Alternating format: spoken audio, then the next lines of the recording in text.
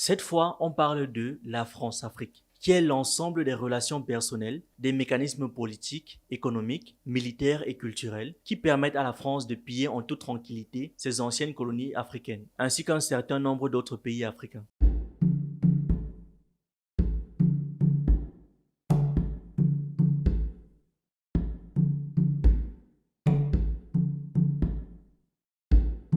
Le terme France-Afrique a été créé par le président ivoirien Félix Houphouët-Boigny en réponse au terme Eurafrique de Léopold Sédar Senghor. Comment a-t-elle été créée? Avant toute chose, il faut d'abord savoir comment est née la colonisation. La colonisation avait pour but de continuer l'exploitation des ressources minières et humaines du continent africain au profit de l'Europe et de l'Occident. L'abolition de l'esclavage ayant été la conséquence de nombreuses révoltes et pressions faites par les esclaves pour se libérer, les Occidentaux ne voulaient plus revivre les périodes douloureuses des révoltes d'esclaves, où ils ont eu beaucoup de dommages, de dégâts, de pertes en vies humaines et en biens matériels. Aussi, avec la naissance des machines, ils ne voulaient donc plus dépenser de l'argent pour faire de longs voyages en mer, capturer des gens libres en Afrique pour venir les réduire en esclavage. Ils ont donc préféré venir en Afrique, s'installer pour exploiter les ressources du continent sur place pour leur profit personnel et celui des pays qui les envoyaient. Pour ce faire, il fallait installer les conditions de l'esclavage qu'ils appliquaient aux Antilles et aux Caraïbes sur place en Afrique. Ce nouvel esclavage, c'est cela qui a été transformé par le terme travail forcé. Sur les photos prises durant la colonisation en Afrique, on voit des gens toujours avec des chaînes au cou comme au temps de l'esclavage. Comme quoi, le nom change mais le système demeure. Comme ce qu'ils font actuellement avec la nouvelle monnaie éco. Dans le cadre français, durant la décolonisation qui s'est faite sous les pressions constantes des mouvements indépendantistes et anticolonialistes, et non à cause de l'humanisme ou de la gentillesse du colon, le général de Gaulle, conscient des profits colossaux en termes de richesse, de puissance, que l'exploitation de l'Afrique rapportait à la France depuis les époques de l'esclavage, était face à cette équation. Comment accorder l'indépendance, donc la liberté et l'économie à tous les niveaux aux Africains, tout en gardant et en maintenant tous nos profits colossaux tirés des colonies? Comment donner l'indépendance tout en maintenant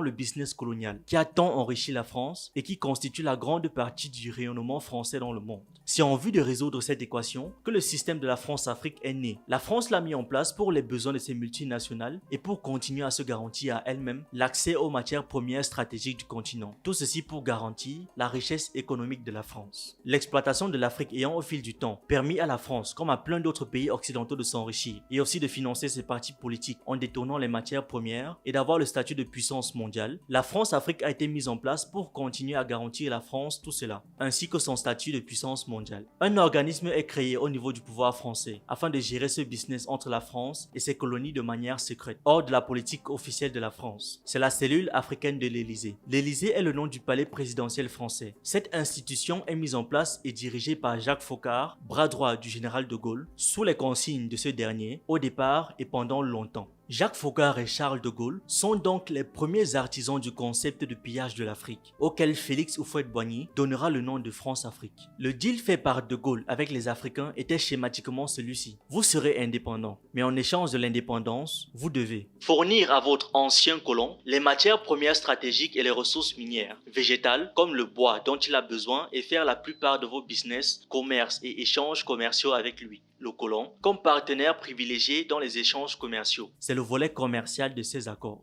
Gardez comme monnaie le franc CFA, qui signifie franc des colonies françaises d'Afrique, de même que la zone franc et les banques centrales. On parle bien de la BCEAO, BEAC et compagnie. C'est le volet économique de ces accords. Maintenir la langue française comme langue officielle de vos États, avec des systèmes comme la francophonie, les centres culturels français, l'éducation nationale, la formation et les programmes d'études en langue française, etc. C'est le volet culturel de ces accords. En échange, votre ancien colon vous protégera et vous défendra. En un mot, veillera à votre sécurité si vous êtes attaqué par d'autres pays. C'est le volet militaire de ces accords avec les accords de défense, les bases militaires en Afrique. Ce sont ces accords qui entraînent parfois les interventions militaires françaises en Afrique. En échange, votre ancien colon vous aidera aussi à vous développer, vous aidera économiquement dans le cadre des prêts économiques, d'où le système de la dette ou les aides au développement. C'est tout ceci, tout cet ensemble qu'on appelle communément jusqu'aujourd'hui les accords de la France-Afrique ou les accords de coopération ou de co-développement développement entre les pays africains et leurs anciens colons. La France possède donc un volet économique, un volet militaire, un volet culturel. La plupart de ceux qu'on nous a présentés comme les pères fondateurs des indépendances, comme les Léon Mba ou Houphouët-Boigny, etc.,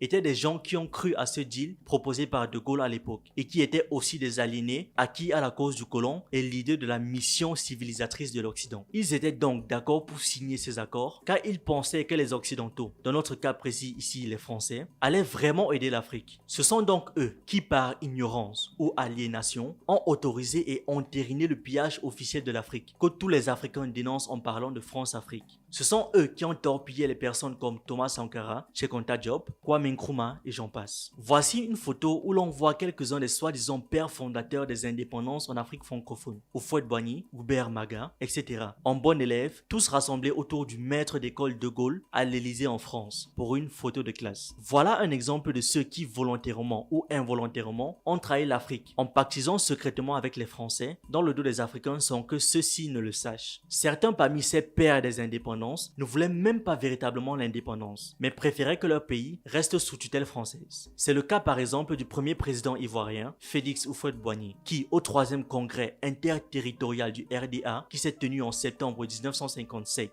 à Bamako, s'exprimait au nom de la future Côte d'Ivoire en ces termes. Pour la première fois dans l'histoire, des peuples anciennement colonisés ont choisi de renoncer volontairement à l'indépendance totale et d'opter pour la communauté franco-africaine. Édifier la communauté franco-africaine, ce sera gagner le pari du siècle. Il a dit ça mot pour mot. Houphouët-Boigny fut un des plus grands serviteurs de la France-Afrique. Donc, Houphouët-Boigny, entrant et faisant entrer avec lui son pays dans le système de la France-Afrique, voulait d'après ses propres termes renoncer volontairement à l'indépendance. Bon, vous pouvez voir par vous-même quels étaient le genre de mentalité des soi-disant pères fondateurs des pays africains francophones et comprendre alors pourquoi les pays africains francophones sont dans cet état aujourd'hui. Donc, le système de la France-Afrique a été entériné entre les pays africains et la France par le biais de nos prétendus pères fondateurs et du général de Gaulle. La suite, on la connaît. Les présidents africains sont devenus volontairement ou involontairement des pions de ce business anciennement mis en place entre la France et les pères fondateurs. Donc, soit ils coopèrent, c'est-à-dire ils servent les intérêts français stipulés dans les accords et du coup ils sont protégés par la France, qui trafique les élections lorsque celles-ci sont défavorables pour leurs pions par le biais des observateurs internationaux, ce qui permet aux présidents africains, pions de l'Occident, de rester au pouvoir jusqu'à la mort, sans être traités de dictateurs. Soit ils refusent la coopération et subissent des guerres de rébellion ou des coups d'État,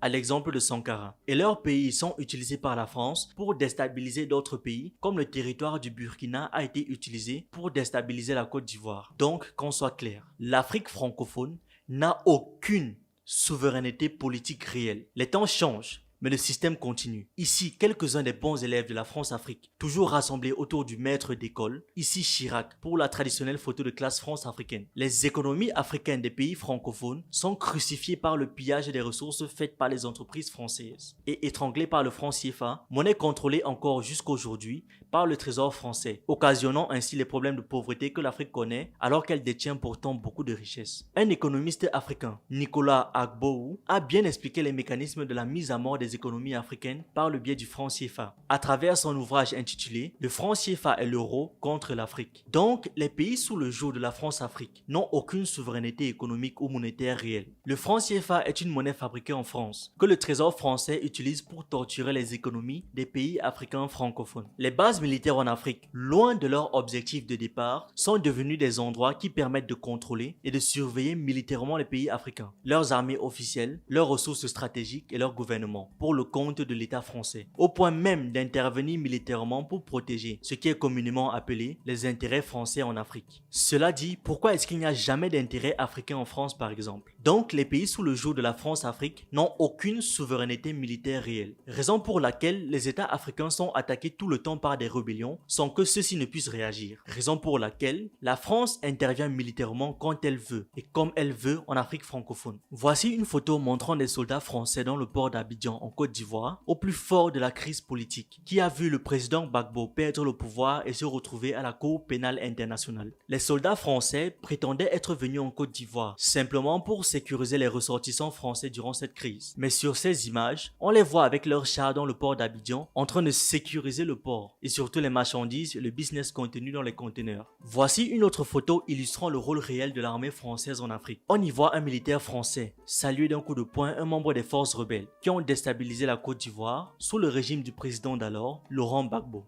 Comme on peut le voir, l'armée française, sous couvert de ses multiples interventions militaires humanitaires, pactise pour le compte de la France avec des rebelles, soutient des rébellions pour déstabiliser les pays africains qui sont dans sa ligne de mire. Donc les pays africains, en raison de la France-Afrique, n'ont pas de souveraineté économique. Ils ne peuvent rien faire véritablement en termes d'économie, pas de souveraineté politique. Ils ne peuvent pas véritablement choisir leurs dirigeants. Pas de souveraineté militaire. Ils ne peuvent ni se protéger, ni se défendre efficacement en cas d'attaque. Et ils se prétendent indépendants ou ils prétendent vouloir s'enrichir ou se développer de cette manière. On comprend donc que les présidents africains sont pieds et poings liés par ce système. Voilà pourquoi ils ne peuvent rien faire pour leur pays. Voilà pourquoi les Noirs francophones ne peuvent rien attendre d'eux et des gouvernements des pays francophones. On comprend aussi qu'en mettant tous ces systèmes en place, les Occidentaux font du mal à l'Afrique. Mais au fond de leur esprit, ils ne font que travailler pour leur profit et pour renforcer leur impérialisme ainsi que la puissance et la prospérité de leur pays. Et si apporter la prospérité à leur pays en Occident passe pour eux par détruire l'Afrique ou la faire souffrir pour leurs intérêts, il est évident que les Occidentaux sont prêts à le faire. Les Africains doivent donc eux aussi se mettre en action et travailler pour leur continent. Puisque l'Afrique n'a rien à attendre de ses présidents, ce sont les Africains eux-mêmes qui doivent prendre conscience de ces choses et se bouger et agir par eux-mêmes en s'organisant et en faisant des actions, du militantisme, en créant des structures privées pour faire en sorte que les choses avancent. Pour finir, nous vous laissons avec cette vidéo où Jacques Chirac, libéré des contraintes liées au secret d'État, s'exprime librement par des propos qui permettent de comprendre pourquoi le système de la France-Afrique continue à exister encore et est vital pour la France. OTEP. On oublie seulement une chose, c'est qu'une grande partie de l'argent qui est dans notre porte-monnaie vient précisément de l'exploitation depuis des siècles de l'Afrique. Pas uniquement, mais beaucoup viennent de l'exploitation de l'Afrique. Alors, il faut avoir un petit peu de bon sens, je ne dis pas de générosité, de bon sens, de justice, pour rendre aux Africains, je dirais, ce qu'on leur a pris, d'autant que c'est nécessaire si l'on veut éviter les pires convulsions ou difficultés avec les conséquences politiques que ça comporte.